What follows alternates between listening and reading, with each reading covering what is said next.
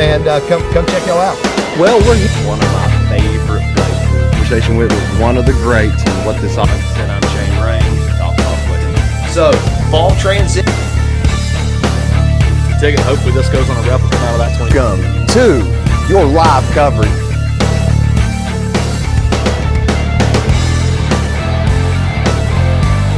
At 8 pounds with the current right up there. See how it shakes out? That's it.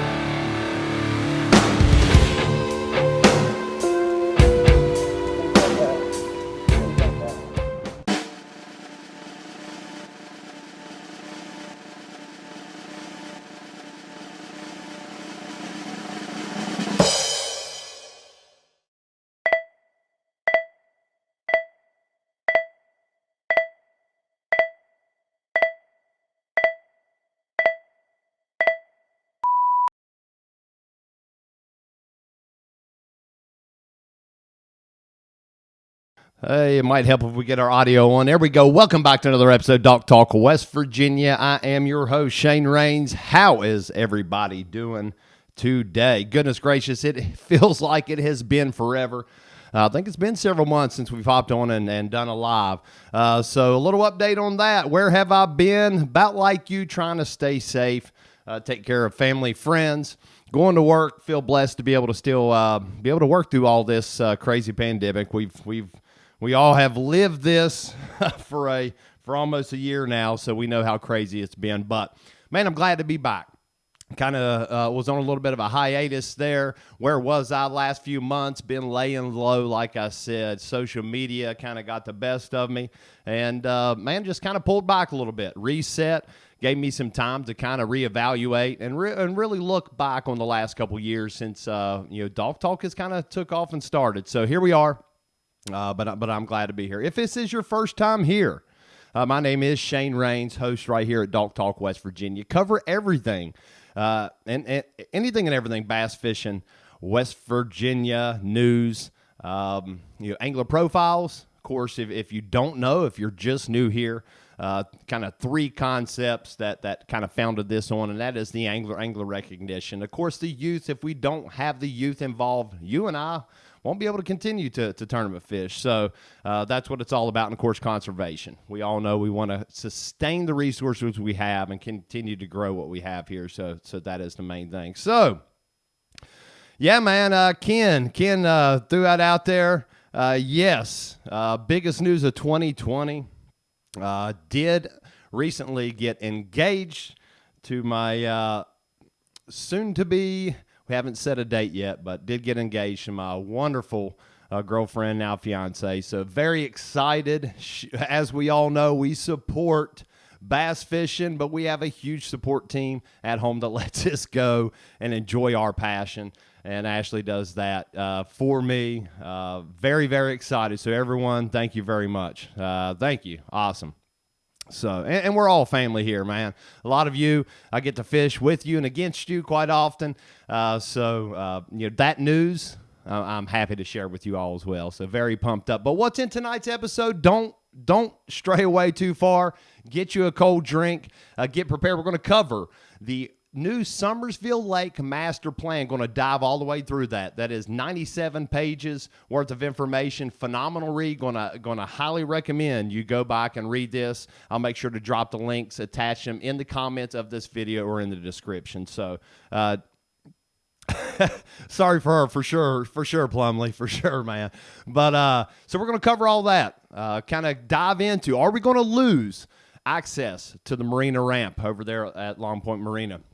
We're going to dive into that. Also cover some new changes to the tournament permitting process. And, of course, we just covered kind of 2020. Excited for 2021. We're all hoping this pandemic mess kind of slows down. It doesn't look like it's going to. So, with that being said, we all know what we had to do this last year to try to adapt to that. Hopefully the ones that did learn a lot, and we'll be able to move forward and adapt to change what we need to do this year so we all can continue to compete and have a great time. So Man, I don't want to waste too much time. I want to dive right into a couple things here. So let me set this up so we can get you a picture.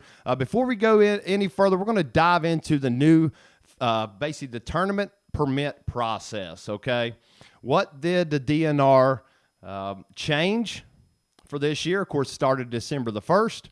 So we're going to dive into that right now.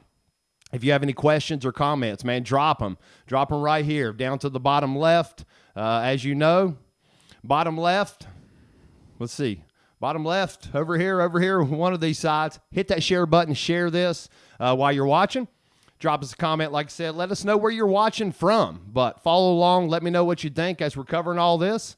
And like I said, it's about all of us. Now, we'll get in a little bit further as far as the Summersville Lake Master Plan, but I want to cover this, some very valuable information here in the new tournament permitting process. So basically, you can kind of read through some of this as I'm covering it. Trying to share this screen here, but so here you go. Basically, all open club tournaments, CPR tournaments. Now, a new change is it used to be if any points. If any monies or prizes were awarded, now any and all open club tournaments, CPR tournaments, youth derbies, you name it, doesn't matter, now has to have a permit. Okay, it used to be to where if you're just having a club tournament, you go get a permit if there's no money involved, but we all know that has gotten abused over the years, so I'm sure that has became known to the DNR, and we've all showed up at a ramp to fish a tournament, and next thing you know, there's someone else sitting there, so... All right, and we got some awesome comments, by the way, coming in. Jason Plumley watching from Man, West Virginia.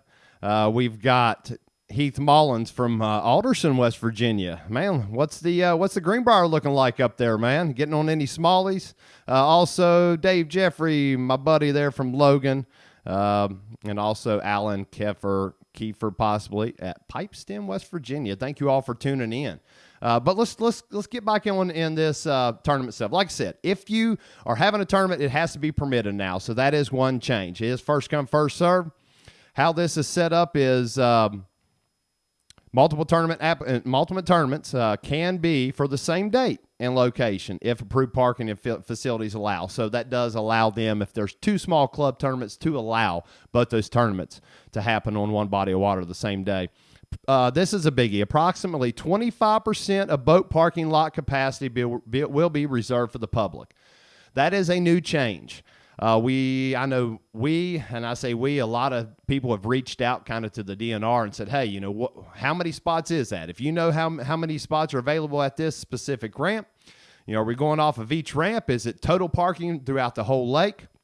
I believe they're going to work with us. You just got to be knowledgeable and know that 25% of the boat parking, you can't show up at the ramp and take up the entire boat parking and expect that to be okay. It's all about sharing that water. So if we have to limit that to 25%, leaving it to the public, I don't think that's going to be a problem. Obviously, we all know several locations, and you'll kind of see that going into the 2021 season in some tournaments, but we'll see how that develops. Like I said, I'm hearing that they're going to work with the tournament community the best they can with that. I would imagine high use areas and high use times during the year. Like at Summersville, you can't have a tournament there from Memorial Day to Labor Day. So during the day at least. So a lot of these things come into play as far as that 25% boat parking. So let's see what else we got. Of course, the DNR reserves the right to close public water for any special event. So here's another biggie. Only 5 tournaments can be scheduled per application within a 2-week interval between successive applications from each applicant. So basically, you can put in for 5 tournaments at a time. Most folks have already done this, but going forward, you are only allowed to apply for 5 tournaments at a time on each application. From that time, you will go into a 2-week holding period to where you cannot apply for another 5 or any more for that matter. Well, if you have 6 on your schedule, you can only apply for 5, and then you'd have to come back 2 weeks later and apply for that 6th one. Whether or not you agree with that, the main goal with that is to allow ample opportunity for everyone involved that's wanting to put on a fishing tournament. As you know, 900-plus tournaments scattered throughout the state every year, probably more.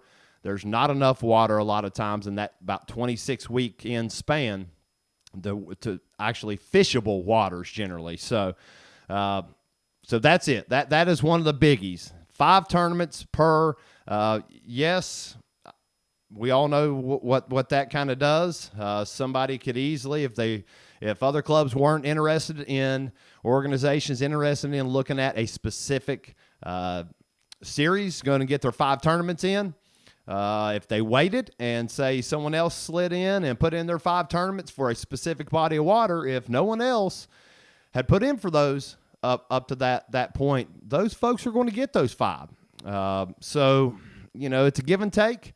Somebody could easily lock down 5 tournaments in a row at one specific body of water, and it kind of locks everybody else out of it. Luckily, most of our tournament community is very willing and open to work with others when they can kind of swap around dates. So once we see more schedules come out, as we're starting to see most of them being released, so just pay attention to that. So there will be changes. I think we as a tournament community have to know that there will be a lot of changes over the year as schedules are trying to be locked down, especially if a tournament has to be canceled. So a quick break. Yeah, for sure. Thank you, Melissa. Briar, what's up? Best wishes. Happy New Year. Happy holidays to you and your family. Absolutely right here. Briar strong. Hunting, fishing, fighting for a cure, trying to find a cure. So I've got several of these shirts. I actually ordered a handful of them. So very, very proud to have this on tonight, rep in support of my buddy up there, Angler and Bass Nation of West Virginia, junior high school series. Phenomenal young man, and he is doing his deal, fighting buddy. And, man, we're thinking about you. We're definitely thinking about you. So very proud to rock this tonight. Man, let's go on back through this real quick. Then we're going to dive into the Summersville Lake deal. I know that's what everybody's on here for. Don't want to stretch this out too long.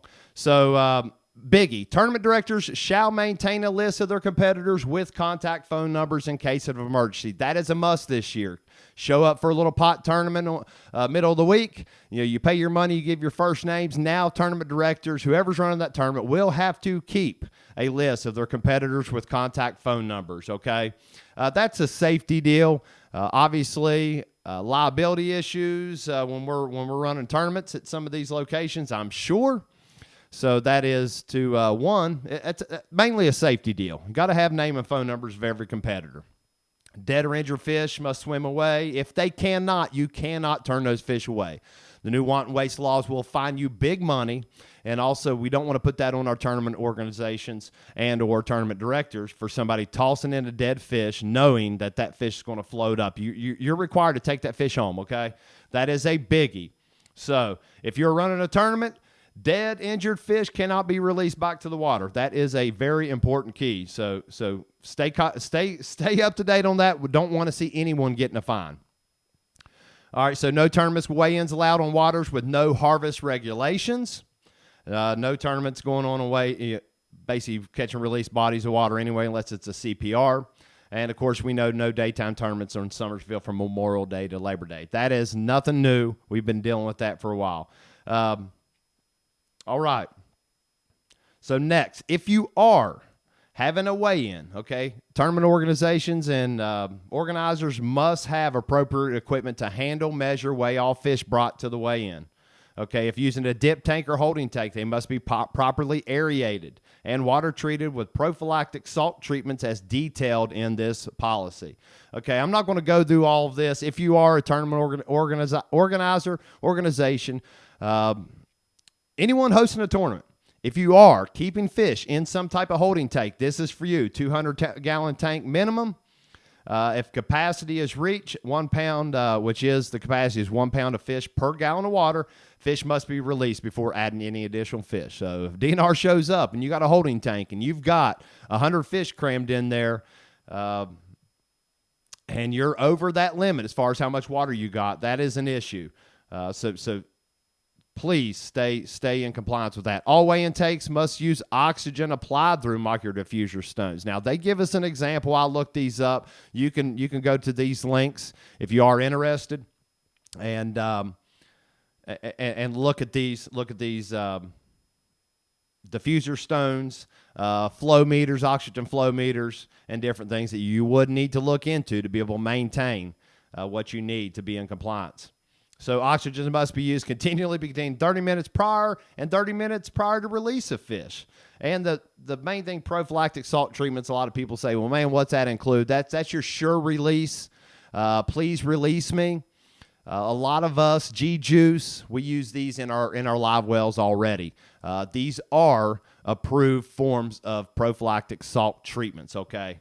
This helps replace slime coat, helps relax the fish.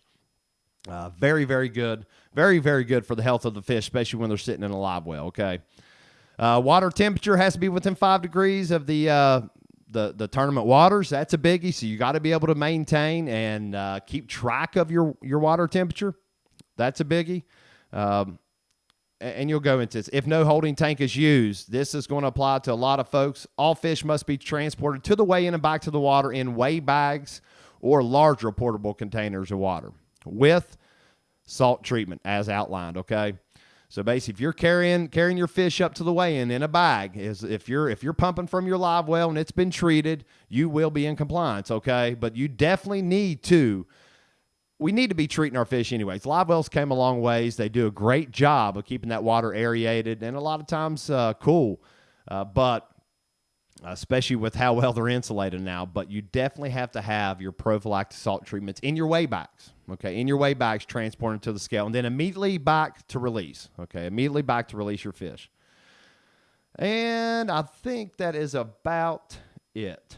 Cleaning is a big deal. You have to clean all your equipment. And let me just double check.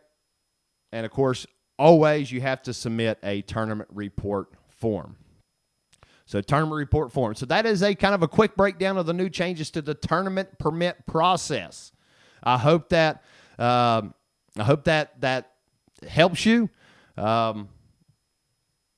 Jared, G-Juice isn't good for fish. I'm sure that would be an argument a lot of folks would go back and forth with. I am interested with some maybe research on that, man. I've used that for a long time. Never had an issue. Man, follow up with me, Jared. Give me the lowdown on G-Juice. I know a lot of folks promote it, use it. I've never had an issue, but man, keep me updated on that, buddy. I'd love to get that info. All right. So what everybody is waiting for, what we've kind of been leading up to and talking about is, are we losing public use of the marina ramp? Dun, dun, dun. Well, I can tell you this. I've done a lot of research, 97-page master plan, the new master plan. I'm going to go and pull this up. For Summersville Lake. So what is a master plan? Master plan is basically a general plan that looks at a lot of aspects, all aspects of the lake recreational use areas, designation of certain areas, whether it be for basically low-impact recreation or low-use recreation, high-use recreation. And as we know, many areas around the lake are leased out to businesses or local entities that do run a business off of these areas. As we know, Summersville Lake Marina, of course, Battle Run campground area, that is a Army Corps basically site, all included. So a lot goes into these master plans. It covers everything: water quality, environmental assessment for all the changes. So very, very awesome piece of information that I would highly recommend everyone go and read through for yourself. Okay, read through for yourself. Let's see. Got a little bit of a hiccup here, it looks like. Okay. Sorry, folks. A little bit of an issue. I need to move this bad boy. Okay. All right, so here we go. Let's dive into the Summersville Lake Master Plan.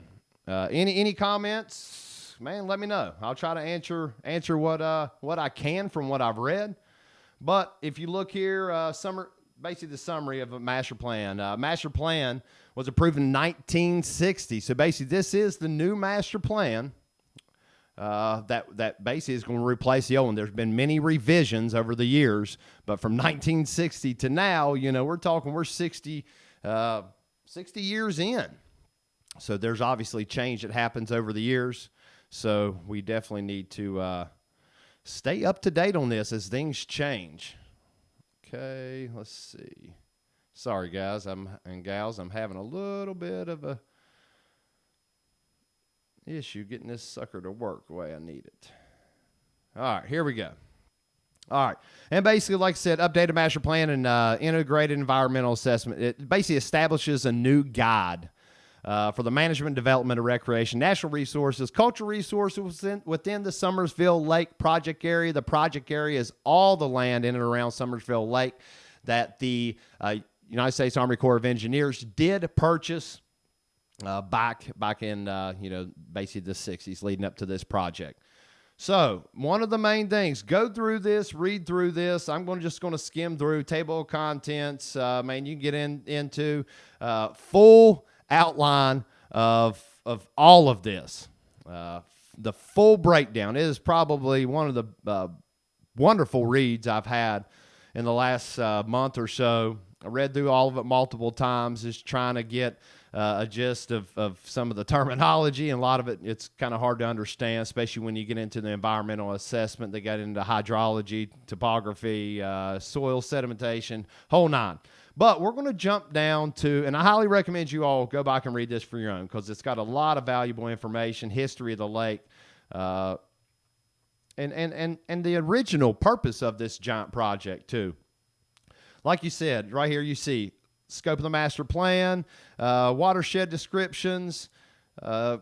It's unreal. Obviously, we know it was completed in 1966. One of the wild things that I got to say that I didn't really expect is, I know we talk about the impact of flood control and how much money these projects really do save. The dam and reservoir responsible for the prevention of over $906 million projected in flood damages through 2016. That's what we battle here, of course. All of our lakes are flood control, a lot of them, and of course recreation. Recreation is a biggie when they built these. But 996,000 visitors annually. That is a pile of people, as we know. Multi-use groups. Use groups are kind of battling over use of the lake. We've got a lot of paddle sports, kayakers, paddle boarders. People just like to go float around the lake, paddle around the lake. It's beautiful. I mean, we've got the cliffs. You've got Battle Run, no wake areas. You've got just wonderful areas to explore this beautiful lake, our largest in the state, until it reaches minimum winter pool 928 acres. That just shows you how much water we lose out of these lakes. 2,790 acres, of course, is the summer pool. Beyond cut in half, a third of the size. So as we know, that causes a lot of other issues that they have to stay up on as well. But I'm not going to go into this. I'm going to scroll through past all this stuff. Please go back and read it. It's a wonderful amount of information going into invasive species, cultural resources, talking about when they first created the lake, how basically every structure in the planned project zone was basically tore down. Just some old foundations that you'll see in a few places in the Lake McKee Creek. And a few other places as well. So kind of cool, just really neat for the history. I know that's not what you all came here to hear, so I'm going to scroll through and let's find these use areas that is really going to affect the ones that are heading to the lake to dump a boat in via a boat ramp. Okay, so first and foremost, before we get any further, and I don't want to bore you, so I'm trying to cover it as fast as I can, but resource objectives. This kind of just goes into some of the resources around the lake and the objectives and the comments from the public. Now, the odd thing is this new projected plan, master plan, has been in the works, obviously.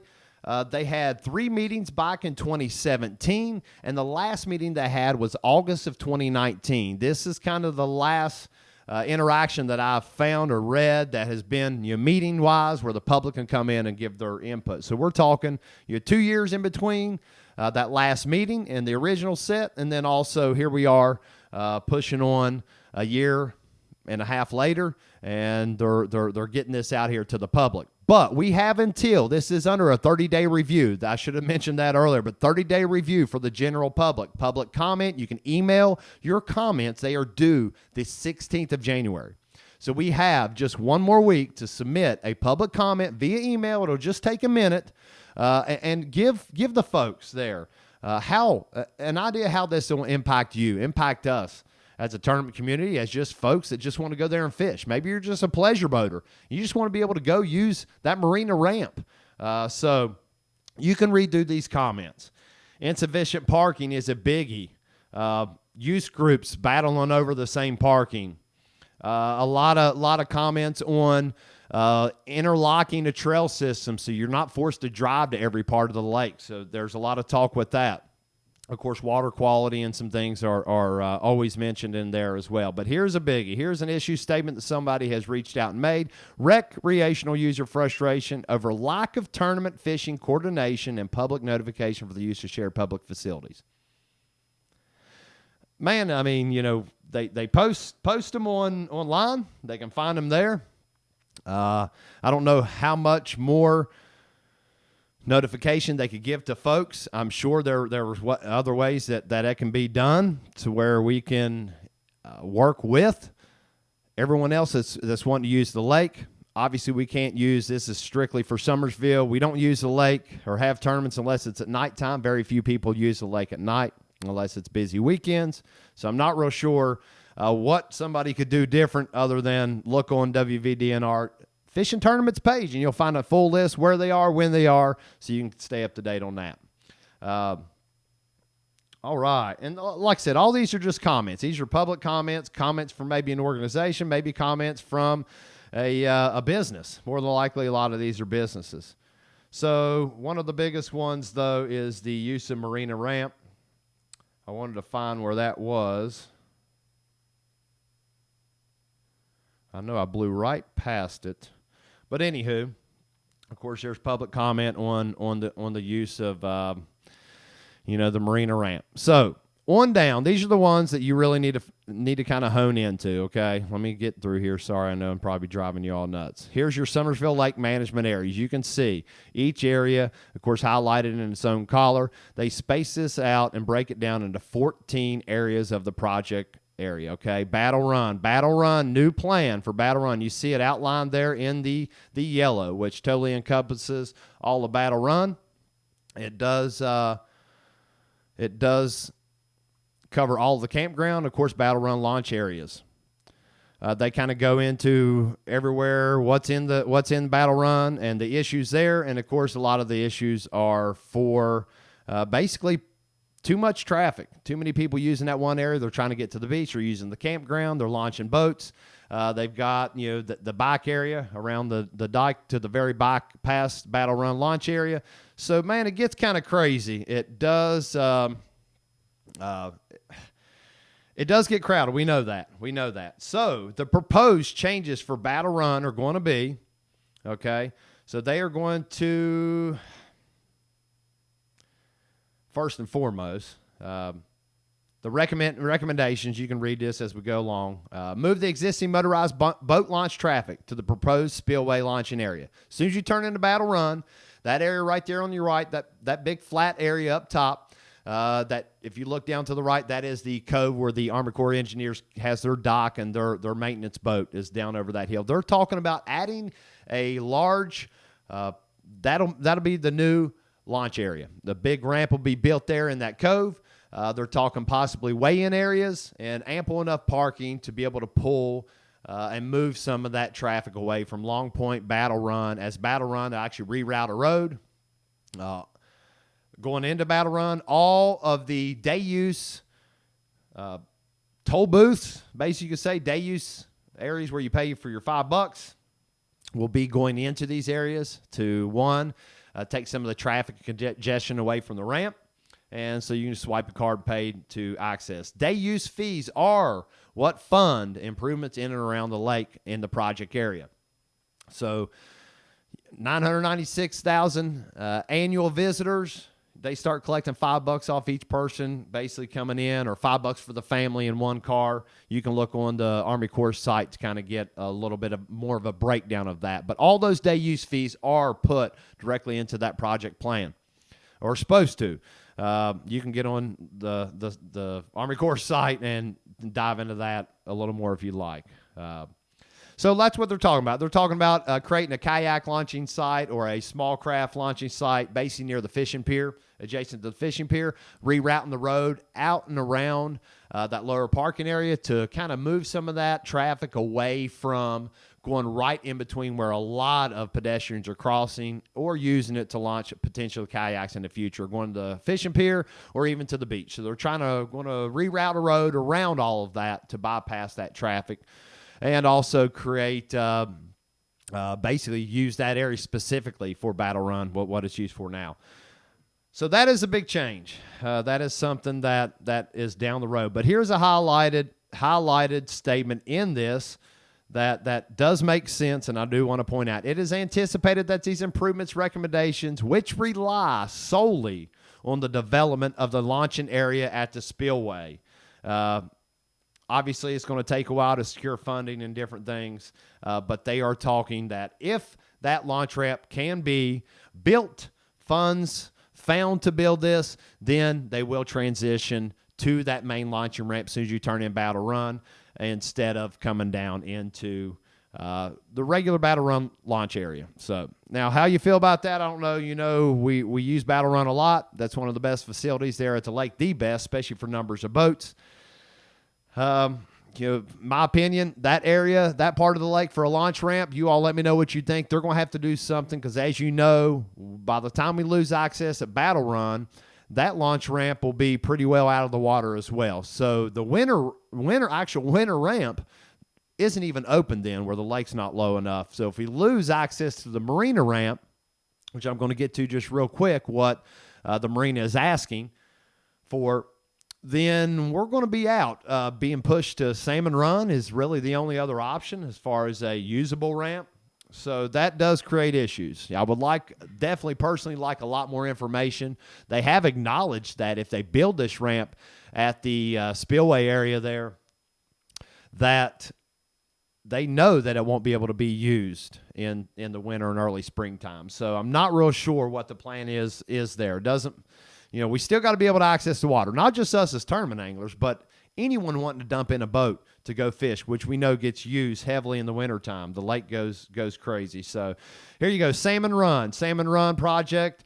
They're talking about potentially adding, working on the parking down there. As you know, it's a mess, but there's 39 parking areas down there, they say.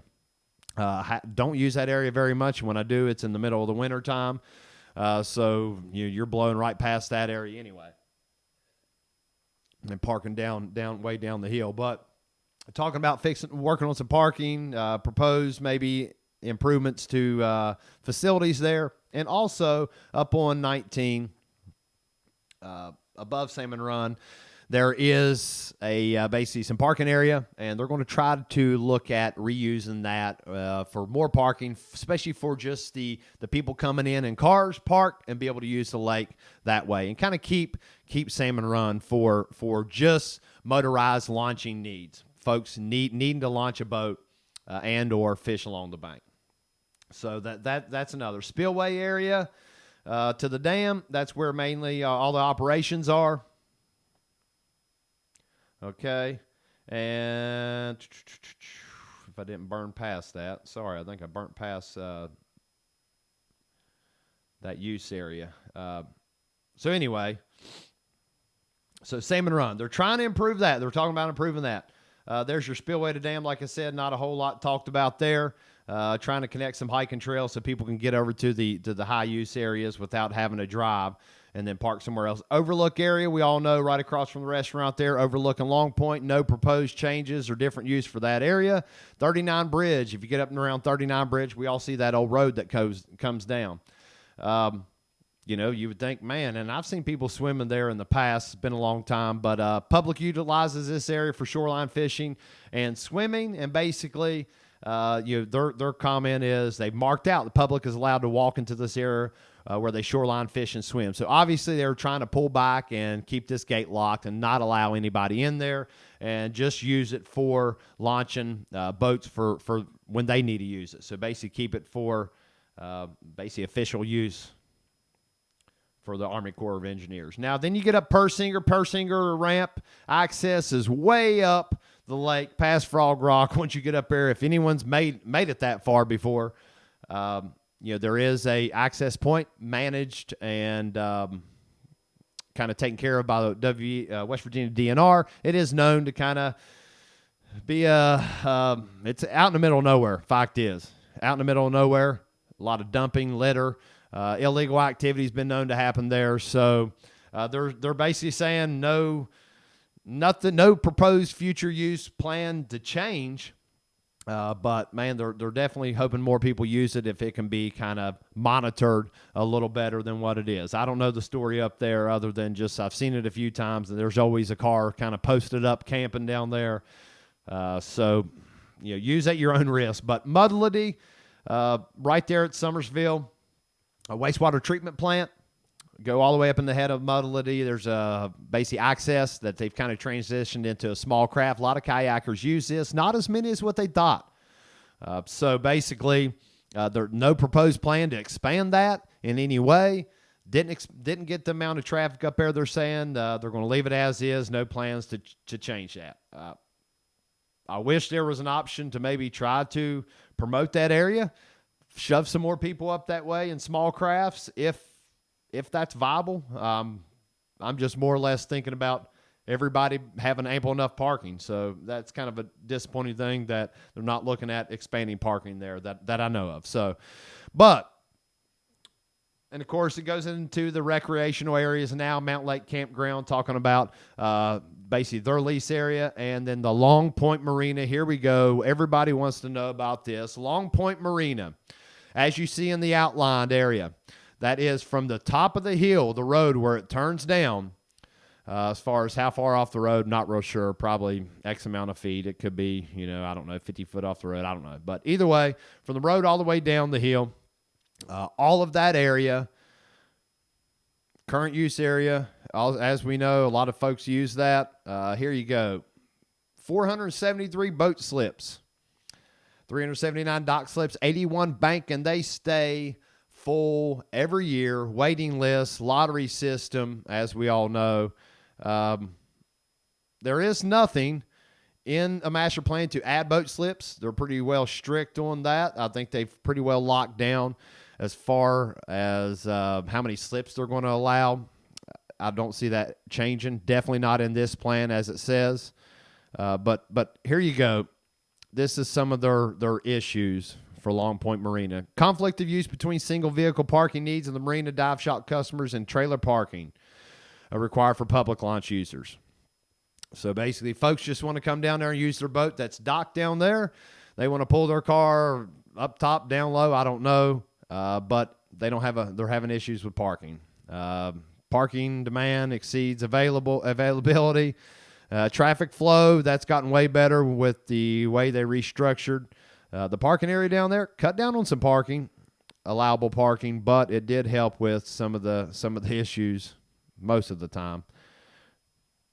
So basically, here's their proposed use conditions. I just want to read this to y'all word for word so we don't get anything mixed up. Based on the observations above, which is the overcrowding and the complaints of people not having anywhere parked that have a boat down there. Recommendation for Long Point Marina management areas: incorporate all developed recreation areas into the boundaries of the marina concessions lease, which is, like I showed you up top in that image, which would stretch and basically be private to all their users, people that are actually, I guess, customers of theirs, all the way from the top of the hill. And then they will that area will be under the operational responsibility of them, of that concessionaire. Basically, the marina, general public access and boat launching will be or should be eliminated, and the area should support marina customers only. This is where you come in, public comment. If you believe it should not be marina customers only, it should not be limited to customers of the marina. Public use. Public day use fees have been paid to upgrade that area throughout the years and maintain it. Tax dollars hard at work to create all of this for us to enjoy. The years of use from people using this area. And here we are, they're basically proposing that they take on this area. Existing truck and trailer parking spaces and the average observed overflow up top or launch traffic should be provided for in the proposed boat launching system, of course, at the spillway operations area we talked about. Implementation of the recommendations would increase vehicular parking for marina customers. By designating the area for marina customers only, it is anticipated that the marina customers will utilize their boats more frequently. So I guess you got to be able to find somewhere to park and be able to use your boat, obviously. Boater traffic, congestion, visitor safety should all be evaluated. So listen, I'll give you my point, my take, my honest take on it, and you all give me your. And yes, Austin, I will make sure I comment. I'll add it to the comments and the description of the video of this live, of the email and the contact who you need to get a hold of to send an email. Okay, now. It's all about sharing the use of the lake. We know that a lot of folks use this lake. It's obvious that's one of the most heavily used lakes in the state. Last year was a kind of one of them fluke things, freak years. More people out and about outside enjoying the resources. One, that's about all we could do. So I think a lot of that weighs in, a lot of folks' frustration leading into this. Of course, these public comments were made back in 2019 before all of this. So this is our chance. This is your chance as a taxpayer, as someone that uses the lake, someone that's paid those day use fees for many, many years, to give your input. This is open for public comment, like I said, for 30 days. It ends in 1 week. January 16th, they must be submitted by email. So, man, I think that I don't see any issue with the plan and them. I'm not a fan of turning something over to a private business that's going to make money off of what a lot of other folks for many, many years since 1966 have been using the lake.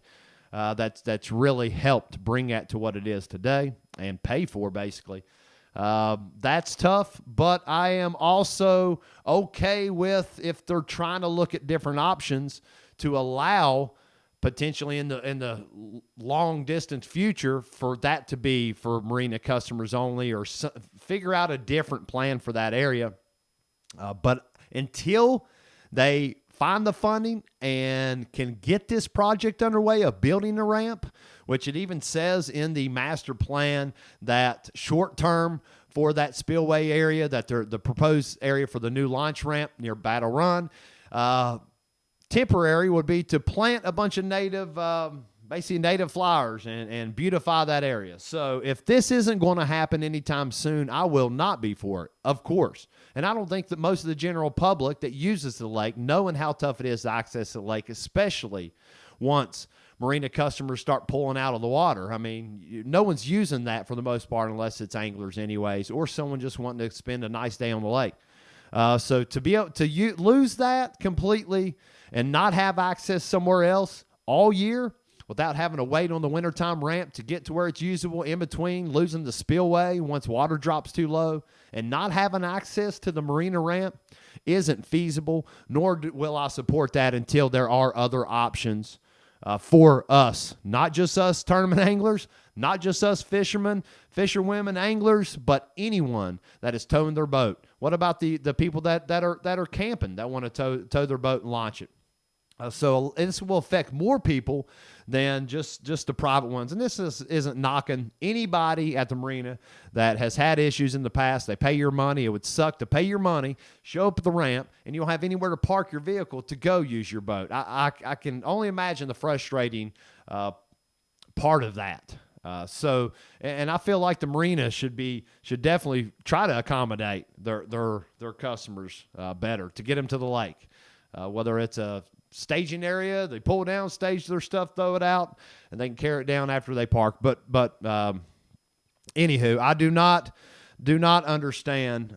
Ken, we'll throw your comment up there, buddy. 100% totally against limiting non-marina customers using marina ramp that was built and paid for with our taxes. 100% agree, man. We've paid this. Everyone that's used that, and the years of users have used that. So, man, this is our chance. We have to speak up. You have to send in your public comment. Without that, they're going off of what they've heard from everyone else. And if that plan fits the needs of most of the user groups, then I believe they're going to move forward with this. Like I said, this is a 25-year master plan. This isn't going to happen overnight, I don't believe. I didn't find anything in this master plan that kind of locked in saying that if the spillway boat launching area wasn't built, that the public would still be able to continue to use marina ramp. I didn't see that clause in there. I didn't see that statement. So I would hope they would wait until. I'm just still not a fan. Like Ken said, it is all about growth and change and being able to give more opportunities for the general public. Hopefully people from out of state come in and enjoy our wonderful state, our resources, our waters. Summersville, there's very few places any better to go enjoy the water than there. But 100% agree. Until they can come up with another phenomenal launching area that we can use basically all year, and I don't see that happening at the spillway. They've acknowledged that. I will not support that. And I hope that a lot of you won't either. For somebody I wouldn't want to pay into something for years, and then all of a sudden someone say, hey, appreciate that from me. I'm going to pull that away from you now, and no one else will be able to use that. Not a fan. 400 plus slips over there. There's a lot of money flowing. I would think there could be some other accommodations made, but get you a shuttle.